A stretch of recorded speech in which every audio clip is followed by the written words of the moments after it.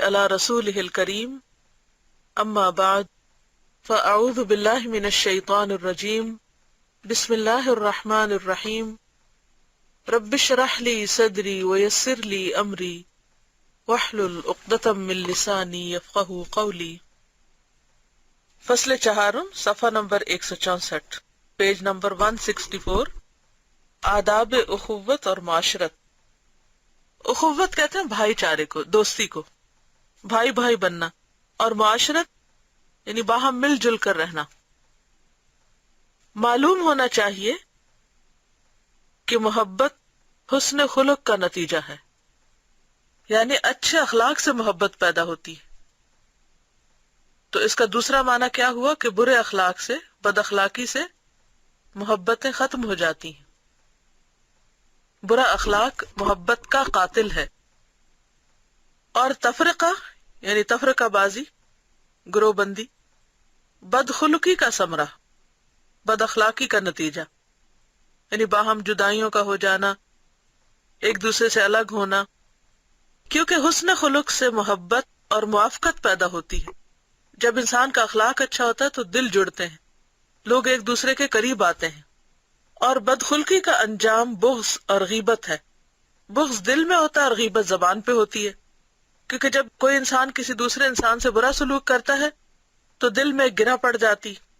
جب انسان اللہ کی نافرمانی کرتا ہے، گناہ کرتا ہے، تو دل پہ سیاہ دھبا پڑ جاتا ہے۔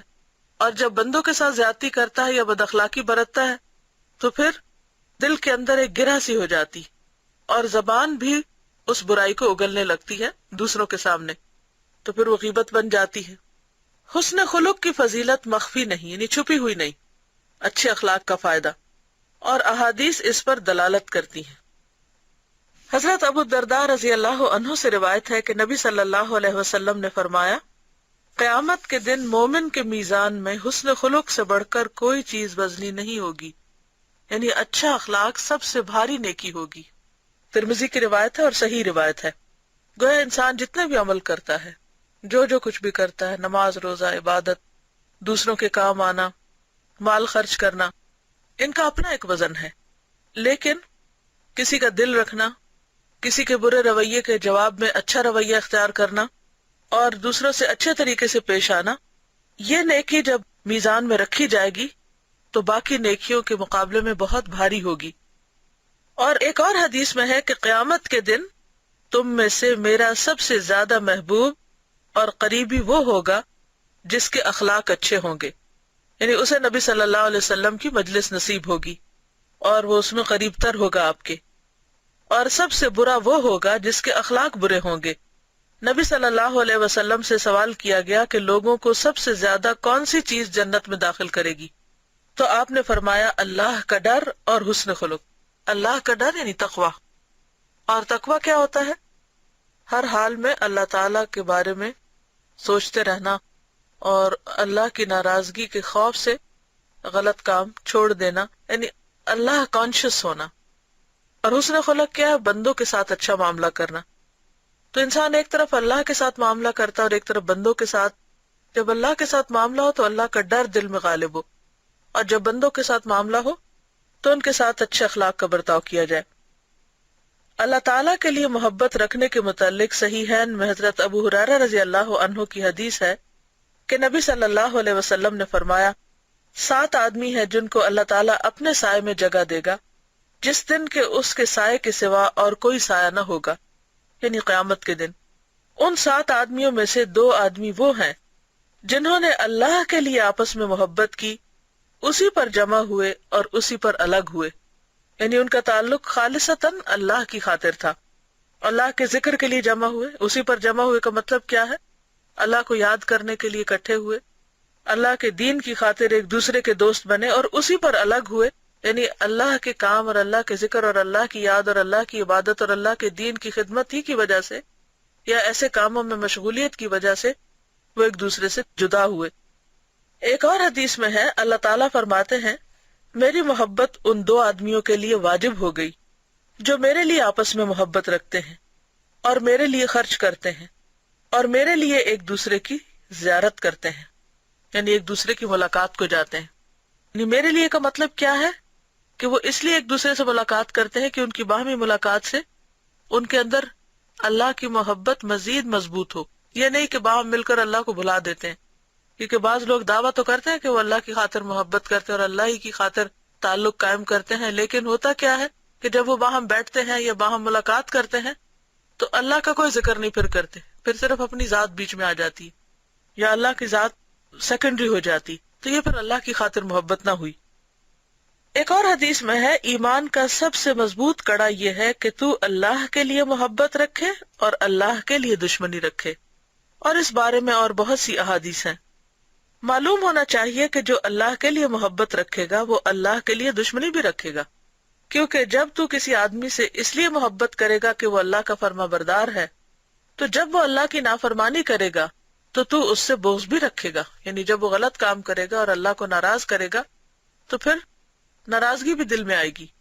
چاہیے کہ تو مسلمان سے اس کے اسلام کی وجہ سے محبت رکھے. یعنی تمام مسلمانوں کے ساتھ ہماری محبت کی وجہ کیا ہے؟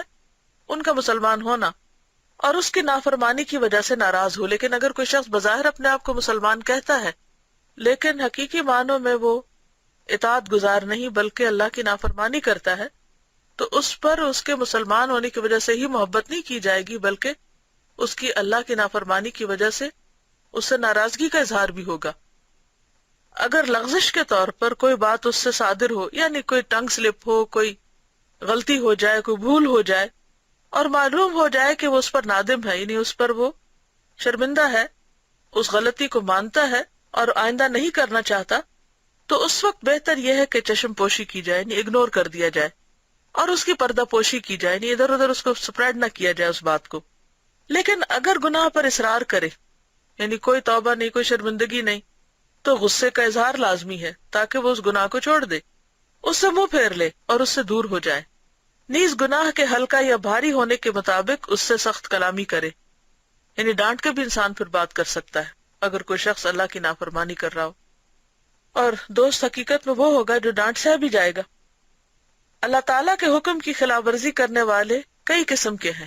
مثلا پہلی قسم یہ ہے کہ کوئی کافر ہو، پھر اگر وہ حربی کافر ہے، یعنی ایسی قوم سے جس کے اور مسلمانوں کے خلاف باہم جنگ ہو رہی ہے حرب سے، تو وہ قتل کرنے اور غلام بنا لینے کا مستحق ہے. یعنی جنگ میں جو لوگ قتل ہو جاتے ہیں یا غلام بن جاتے ہیں تو اس کی اجازت ہے. اور ان دونوں سے بڑھ کر اہانت کا کوئی مرتبہ نہیں کہ کوئی کسی کے ہاتھ سے قتل ہو یا غلام بنے. لیکن کافر ذمہ ہے تو اس کو تکلیف دینا جائز نہیں. یعنی اگر مسلمانوں کی حکومت ہے اور اس میں کچھ لوگ نان بلیورز ہیں تو ان کو تکلیف نہیں دی جا سکتی، ان کے اپنے حقوق ہیں. ہاں، اس سے روح گردانی کی جائے اور اسے نیچا سمجھ کر تنگ جگہ کی طرف دھکیلا جائے. یہ رویہ کیوں اور ایسا اخلاق کیوں؟ تاکہ اسے احساس ہو کہ وہ اسلام قبول نہ کر کے اچھا نہیں کر رہا، اور اسے سلام نہ کہے، یعنی پہل نہ کرے، اور اگر وہ سلام کہے تو صرف اتنا کہے وعلیک، اور تجھ پر بھی. بہتر یہ ہے کہ میل ملاپ نہ رکھا جائے، اس سے معاملہ نہ کیا جائے، اس کے ساتھ بیٹھ کر کھانا نہ کھائے اور دوستوں کی طرح اس کے ساتھ گھل مل کر نہ رہے. یہ اس صورت میں ہے کہ جہاں مسلمان جو ہے وہ اپنا فریضہ پورا کر چکے ہوں، وہ دعویٰ کا کام کر چکے ہوں اور لوگوں کو مسلمان بنا چکے ہوں، ساری حجت تمام کر چکے ہوں، اور اس کے باوجود بھی کوئی شخص ضد سے اڑا ہوا ہو کسی غلط رویے پر، تو پھر اس سے ناراضگی کی جا سکتی ہے، کیونکہ وہ ذمہ ہے. ذمہ کا معنی تو آپ سمجھتے ہیں نا، کہ وہ لوگ جو کسی اسلامی حکومت میں جزیہ دے کر رہنا قبول کرے. لیکن اگر مسلمان کسی ایسی کمیونٹی میں رہتے ہیں کہ جہاں انہوں نے دوسروں کو دعویٰ کا کام کرنا، یعنی دین کی طرف بلانا ہے، تو اس کے بارے میں قرآن کا حکم کیا ہے؟ اس میں اللہ تعالیٰ فرماتے ہیں وَمَنْ أَحْسَنُ قَوْلًا مِّمَّنْ دَعَا إِلَى اللَّهِ وَعَمِلَ صَالِحًا وَقَالَ إِنَّنِي مِنَ الْمُسْلِمِينَ وَلَا تَسْتَوِي الْحَسَنَةُ وَلَا السَّيِّئَةُ ادْفَعْ بِالَّتِي هِيَ أَحْسَنُ. وہاں وہ دوسرے کے رویے کو اگر وہ ناروا بھی ہو، زیادتی والا بھی ہو، تو بھی درگزر سے کام لے گا اور برائی کو بھی بھلائی سے دور کرے گا. یعنی اس وقت اس کا سلوک اچھا ہوگا اور دوسرے کی مخالف کی زیادتیوں پر بھی وہ صبر کرے گا. تو یہاں سچویشن فرق ہو جائے گی. ابن الجوزی کی اس بات کا مطلب یہ نہیں کہ ان سے گھلے ملے نہ اور معاملہ نہ کرے. اس کا مطلب نہیں کہ ہر حال میں ایسا ہی ہوگا. اس کا مطلب یہ ہے کہ جب دین کی تبلیغ، تعلیم اور اس کی تمام شرائط جو ہیں وہ دوسروں کو پہنچائی جا چکی ہوں اور پھر مسلمان ہونے کے فائدے بھی اس کو معلوم ہوں، تو صرف اپنی غفلت یا سستی کی وجہ سے مسلمان نہیں ہو رہا تو پھر اس کو رویے کے ساتھ احساس دلایا جائے کہ تم ایسا نہ کر کے اپنا نقصان کر رہے ہو. لیکن اگر مسلمان اپنی مدعو قوم کے ساتھ ایسا کرے گا تو کبھی بھی اسلام کی تبلیغ نہ کر سکے گا، اور یہ رویہ انتہائی غلط ہوگا. دوسری قسم بدعتی ہے. اگر وہ اپنی بدعت کی طرف لوگوں کو دعوت بھی دیتا ہے اور بدعت بھی ایسی جو کفر تک پہنچا دے، تو اس کا معاملہ ذمی سے زیادہ سخت ہے، کیونکہ نہ تو وہ جزیہ کا اقرار کرتا ہے اور نہ اس کو ذمی بنانے کی گنجائش ہے، کیونکہ وہ بظاہر مسلمان ہے، کلمہ لا الہ الا اللہ پڑھ رہا ہے. اگر ایسی بدعت ہو جس سے کافر نہیں ہوتا تو لازماً اس کا معاملہ اللہ کے نزدیک کافر سے ہلکا ہے، لیکن اس کے ساتھ معاملہ کافر سے زیادہ سختی کے ساتھ کیا جائے گا، کیونکہ کافر کی برائی غیر متعدی ہے، یعنی آگے نہیں پھیلتی، اس کی اپنی ذات تک ہے. اس کی بات کی طرف کوئی توجہ نہیں کرتا کیونکہ سب کو پتا ہے کہ وہ کافر ہے، برخلاف بدعتی کے جو اپنی بدعت کی طرف لوگوں کو دعوت دیتا ہے، یعنی اوروں کو بھی گمراہ کر رہا ہے، یعنی یہ ثابت کرنے کی کوشش کرتا ہے کہ وہ راہ راست پر ہے، اور یوں لوگوں کو گمراہ کرنے کا سبب بن سکتا ہے.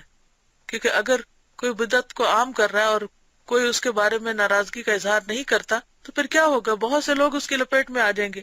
تو ایسی صورت میں امر بالمعروف اور نہی عن المنکر ضروری ہوگا. چنانچہ اسی لیے اس سے بغض کا اظہار، اس کے ساتھ دشمنی رکھنے، قطع تعلق کرنے اور اسے ذلیل کرنے، اس کی بدعت کی وجہ سے اس کی برائی بیان کرنے اور لوگوں کو اس سے نفرت دلانے کا معاملہ بہت سخت ہے. یعنی اس میں بھی دراصل حکمت سے ہی کام لینا چاہیے. اور امام ابن الجوزی جس دور میں یہ کتاب لکھ رہے ہیں وہ آج کے دور سے بہت مختلف دور تھا. اس وقت مسلمانوں کی اپنی ایک حکومت تھی، خلافت تھی، اور لوگ اس سے فیض یاب ہو رہے تھے، اور لوگوں کے پاس دین کو سمجھنے کی بے شمار سہولتیں تھی، اور ان کے پاس طرح طرح کے علماء تھے، حق اور باطل کو جاننے کا اور فرق کرنے کے اسباب موجود تھے، وسائل مہیا تھے. اگر کسی شخص کے پاس مال ہو اور وہ زکوٰۃ نہ دے تو وہ مجرم ہوتا ہے، لیکن اگر کسی کے پاس مال ہے ہی نہیں اور پھر وہ زکوٰۃ نہیں دیتا تو اس کا معاملہ مختلف ہوگا. تو بالکل اسی طرح ایک شخص جس کے پاس علم حاصل کرنے کے سارے ذرائع موجود ہوں اور پھر بھی اس کے باوجود صرف اپنی خواہشات کی اتباع میں وہ بدعت کی پیروی کرتا ہے یا بدعت کی دعوت دیتا ہے تو اس کا رویہ انتہائی غلط ہوگا. لیکن ایسے شخص جو کم علمی کی وجہ سے صرف آباء و اجداد کی تقلید میں کوئی بدعت کر رہا ہے تو اس کے ساتھ یہ سب کچھ نہیں کیا جائے گا جب تک کہ حجت تمام نہ ہو، کیونکہ مجھے ڈر ہے کہ طالبات یہ باتیں پڑھ کر چھوٹی چھوٹی باتوں پر لوگوں سے لڑائی جھگڑے نہ شروع کر دیں. ایک عامی بدعتی جو لوگوں کو بدعت کی دعوت نہیں دے سکتا اور نہ اس بات کا ڈر ہے کہ لوگ اس کی پیروی کریں گے تو اس کا معاملہ آسان ہے. اس کے سلسلے میں بہتر یہ کہ اسے نرمی سے نصیحت کی جائے، جیسے آج کل ہمارے ماحول میں ہے کہ عوام کے دل بڑی جلدی بدل جاتے ہیں. یعنی اگر اچھے اخلاق کے ساتھ ان لوگوں کو دین کی صحیح تعلیم دی جائے، قرآن کے قریب کیا جائے تو وہ فوراً چھوڑ دیتے ہیں ایسی چیزیں. اگر نصیحت نفع نہ دے تو اس سے منہ پھیرنا مستحب ہے. یعنی سمجھایا بھی ہے، سب دلائل بھی دیے ہیں، حجت تمام کر دی، اس کے باوجود وہ نہیں سمجھ کے دیتے تو ایسی صورت میں پھر اعراض برتے. اور اگر معلوم ہو کہ صرف منہ پھیرنا اس پر اثر نہ کرے گا کیونکہ اس کی طبیعت میں جمود ہے، یعنی وہ سٹبن قسم کا ہے، تو اور سختی کا رویہ اختیار کرنا چاہیے. اگر ایسا نہ کیا جائے گا تو بدعت لوگوں میں پھیلتی جائے گی اور فساد عام برپا ہوگا. تو پھر اس میں آپ دیکھیے کہ اس کے بھی درجات ہیں، مختلف لوگ مختلف لیول پر ہیں. تیسری قسم وہ ہے کہ کسی کا عقیدہ صحیح ہے لیکن وہ افعال اور اعمال میں نافرمان ہے، یعنی عقیدہ درست ہے لیکن کام درست نہیں. اگر اس کی نافرمانی کی حیثیت ایسی ہو جس سے دوسروں کو تکلیف ہوتی ہو، جیسے ظلم اور غصب اور جھوٹی گواہی اور غیبت اور چغلی وغیرہ، تو اس سے منہ پھیرنا اور قطع تعلق کرنا اور اس کے معاملے میں تنگی اختیار کرنا بہتر ہے. یعنی اب لوگوں کی ایک اور قسم ہے کہ عقیدہ درست ہے، بدعت وغیرہ کچھ نہیں، لیکن عمل اس کے اچھے نہیں. اب مثلا وہ دوسروں کے ساتھ زیادتی کرتا ہے، غیبت چغلی وغیرہ کرتا ہے، تو پھر اس شخص کے ساتھ سختی کی جا سکتی ہے تاکہ وہ اپنی بری عادتیں چھوڑے. اور یہی حکم اس آدمی کے متعلق ہے جو فساد کی دعوت دیتا ہو، یعنی خود بھی غلط کام کرے اور دوسروں کو بھی اس طرف بلائے. جیسے وہ آدمی جو غلط کار مردوں اور عورتوں کو جمع کرے اور فسادی لوگوں کے لیے پینے پلانے کے اسباب مہیا کرے.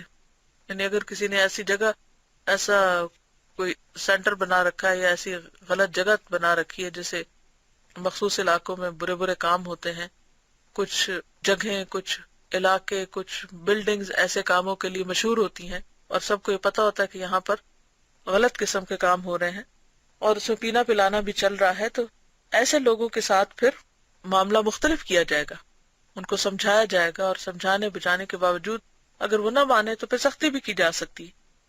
تو یہاں یہ کہتے ہیں ایسی صورت میں اس کی توہین کرنی چاہیے اور جملہ معاملات میں اس سے قطع تعلق کرنا چاہیے سمجھانے بجھانے کے بعد۔ جو شخص اپنی ذات میں نافرمان ہو، مثلا شراب نوشی وغیرہ کا ارتکاب کرے، خود ہی پیتا ہے یا واجب چھوڑے، تو اس کا معاملہ فسادی سے ہلکا ہے، لیکن اس سے ملاقات کے وقت ان کاموں سے روکنا واجب ہے۔ اگر نصیحت اس کے لیے فائدہ مند ہو اور اس کام سے باز رہے تو اسے نصیحت کی جائے، ورنہ اس پر بھی سختی کی جائے۔ تو خلاصہ اس بات کا یہ ہے کہ جو شخص اللہ کی خاطر محبت کرتا ہے وہ ان لوگوں سے ضرور خیال رکھے گا جو اللہ کی نافرمانی کرتے ہیں اور اپنے عمل کو درست نہیں کرتے۔ اور اس کی وجہ کیا ہے؟ ایسا کیوں کرنا چاہیے اور ایسا کیوں کرنے کی اجازت اور رخصت دی گئی؟ جبکہ ایک طرف کہا گیا اچھا اخلاق ہو اور دوسری طرف کہا گیا سختی کی جائے۔ تو اس کی وجہ یہ ہے کہ اگر ایسے لوگوں کو سمجھایا نہ جائے گا، یعنی سختی نہیں کی جائے گی، تو اس کا نقصان یہ ہوگا کہ باقی سب لوگ بھی ان کے ساتھ ان کے طریقے پر چلنے لگیں گے اور اس طرح لوگوں کی آخرت خراب ہوگی۔ وآخر دعوانا ان الحمد للہ رب العالمین، سبحانک اللہم وبحمدک، نشہد ان لا الہ الا انت، نستغفرک ونتوب الیک۔ السلام علیکم ورحمۃ اللہ وبرکاتہ۔